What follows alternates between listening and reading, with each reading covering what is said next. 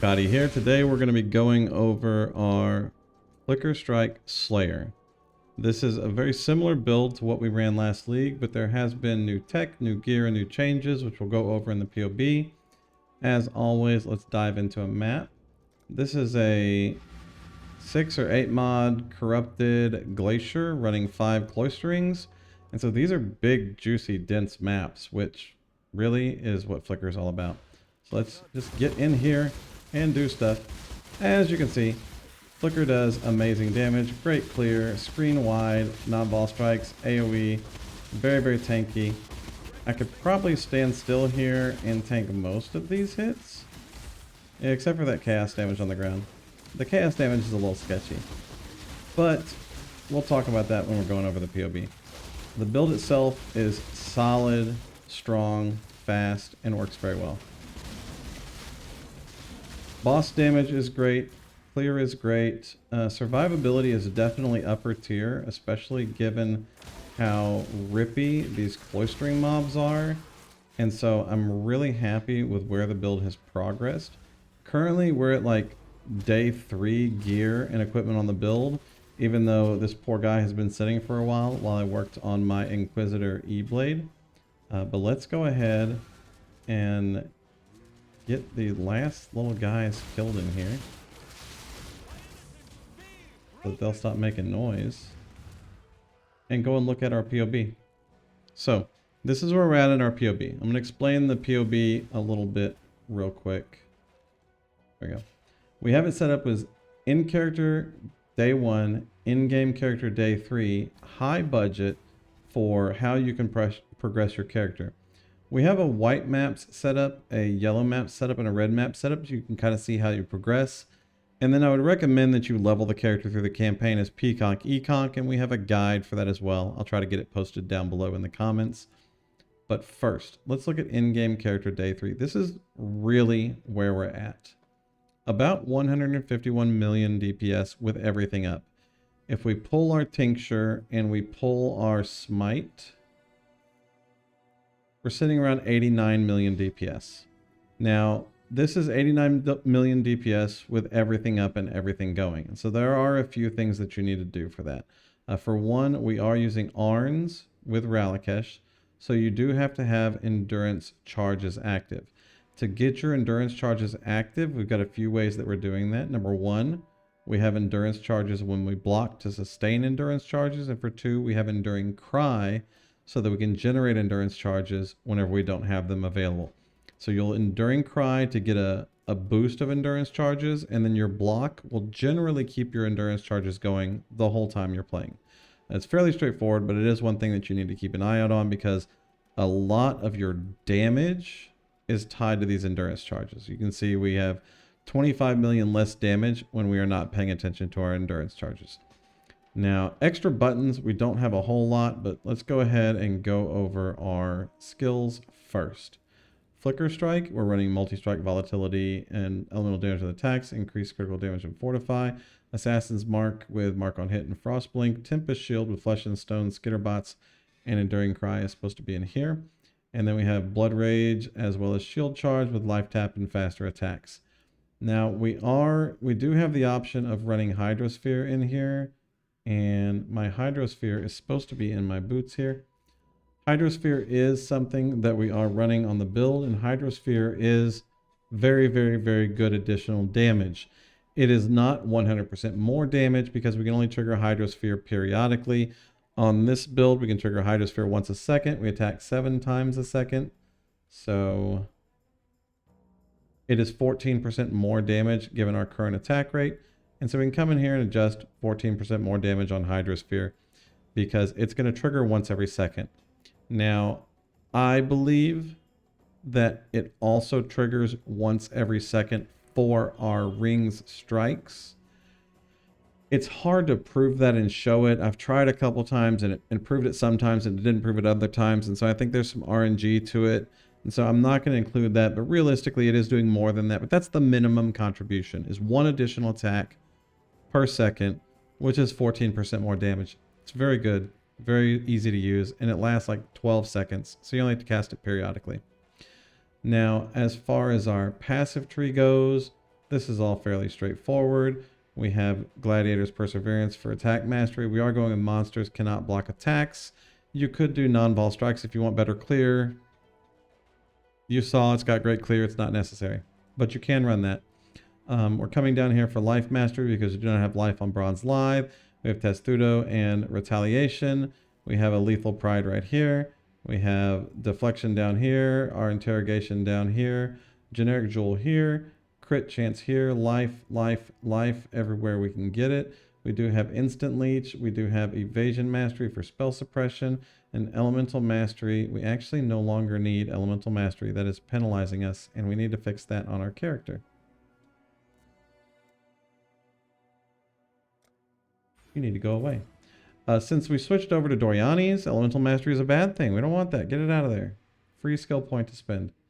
Over here on Heartseeker, we have critical strike mastery as well. And we have mark mastery with frenzy charges. Now you absolutely have to have 10% frenzy charge here, 8% frenzy charge here, and your flicker strike has to be 20 quality.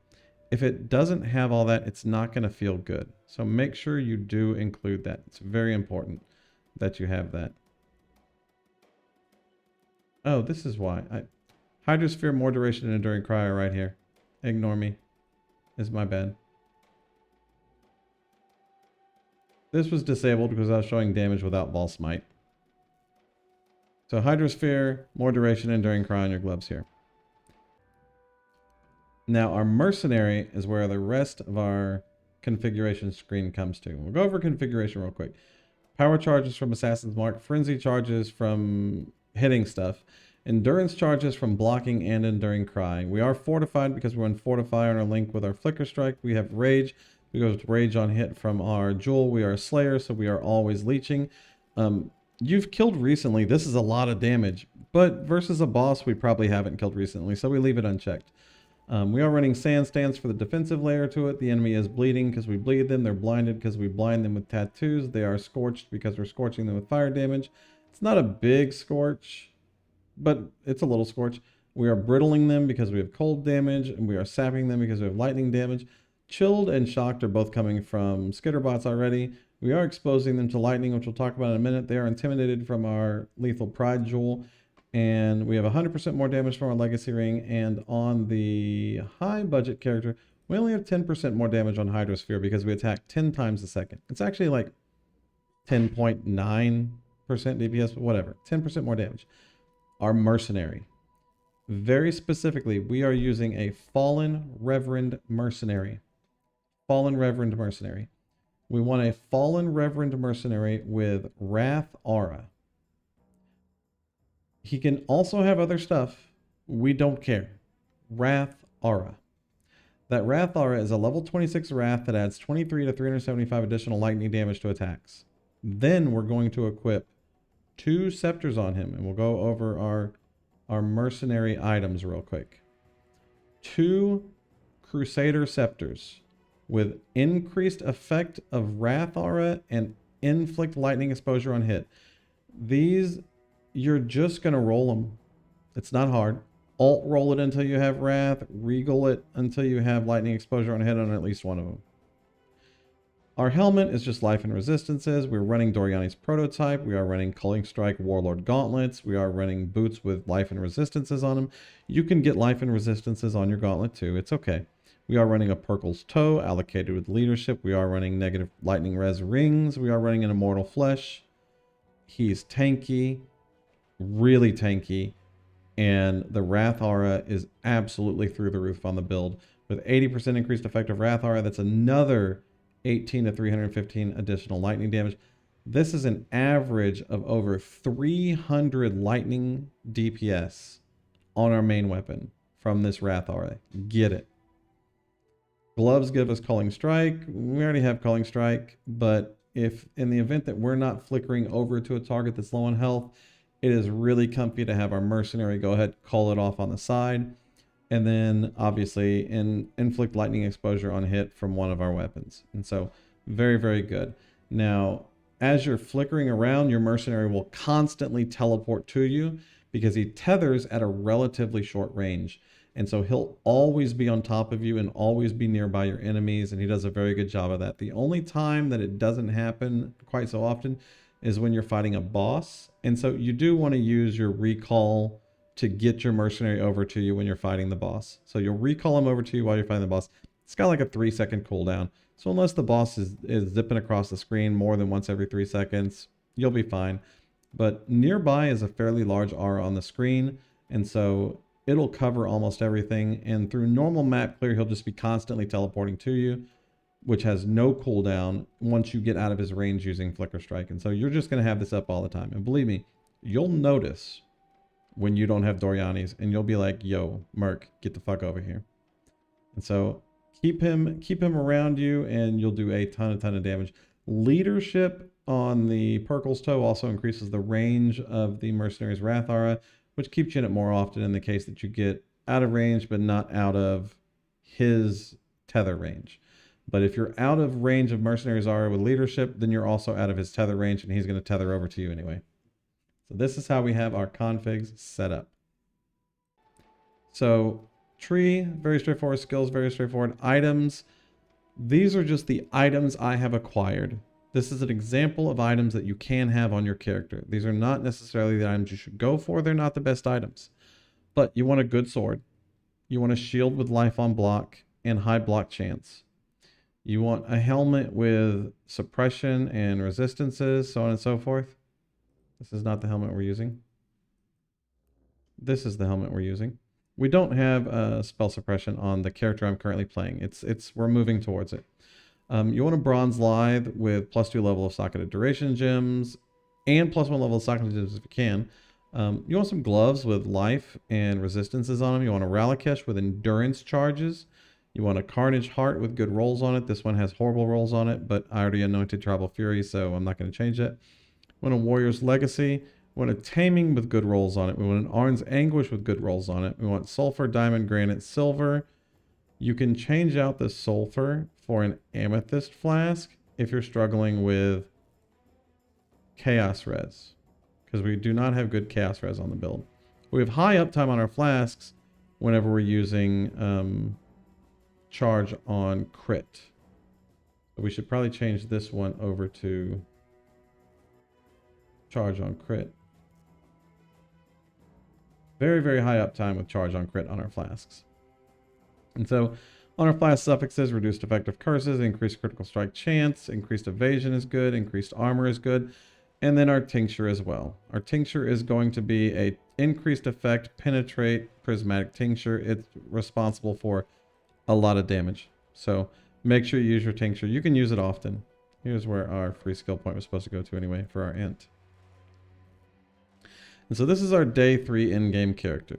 Now, high budget is our aspirational character. It's 400 million DPS with everything up. If we turn off our conditionals here, we're still sitting at 237 million DPS. It is very, very, very strong character. Now, we'll talk about the items on this one in a little bit more detail because this is going to be items and crafting on those items. Now, I made a specific video for crafting this foil and the different weapons that you can craft for the character. And so I'll try to link that down below. But the foil has a very specific crafting path to make a very, very strong foil.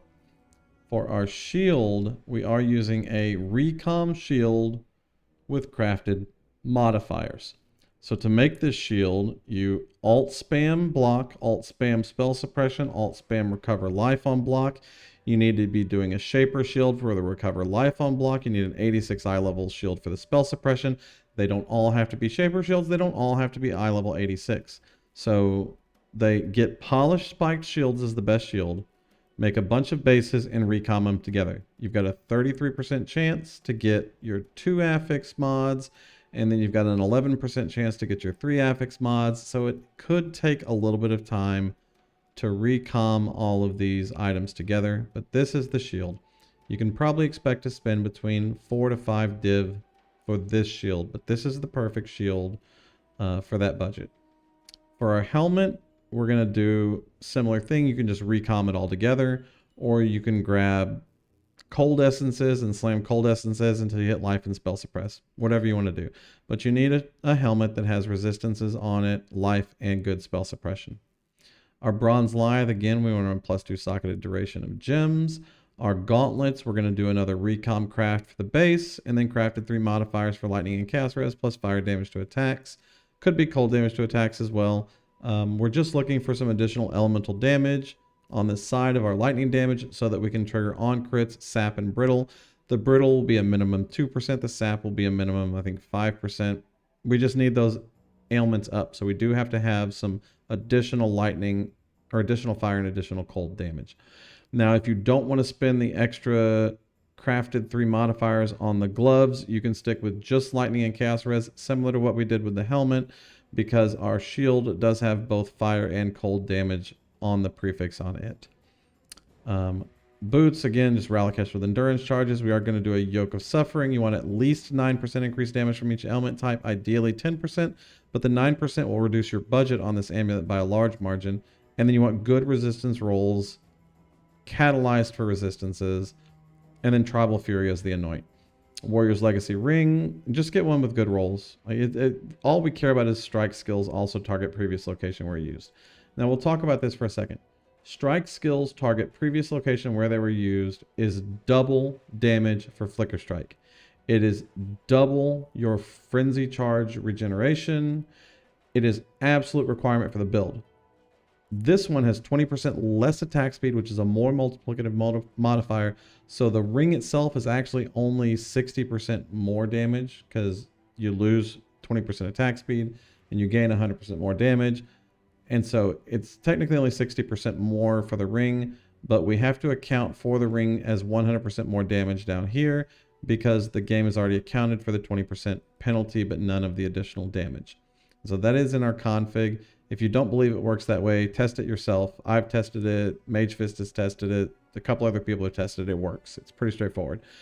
There's one caveat to this. It only works on single target if your mouse is physically over the target. If you're clicking Flicker Strike over here and your target is in the center of your screen where you're Flicker Striking, it doesn't work. I don't know why.